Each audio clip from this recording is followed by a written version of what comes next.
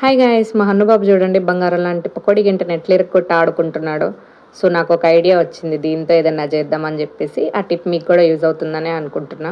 So దీనికి మనకు కావాల్సింది ఒక క్లాత్, సూది దారం ఉంటే చాలు. ఒక స్క్వేర్ షేప్ క్లాత్ తీసుకొని దాన్ని డయాగ్నల్గా పెట్టి, వంకరగా పెట్టి, వీడియోలో చూపిస్తున్న విధంగా మిడిల్కి అటు సగం ఇటు సగం ఫోల్డ్ చేసుకోవాలన్నమాట. ఫోల్డ్ చేసుకుని మిగతా అది ఎక్స్ట్రాది మొత్తం మనకి కట్ చేసేయాలి. సో అదొక కోన్ షేప్లో వస్తుంది.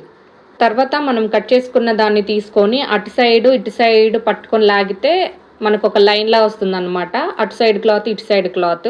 దాన్ని సూది దారంతో కానీ మిషన్తో కానీ కుట్టేసుకోవచ్చు, అది మీ ఇష్టం.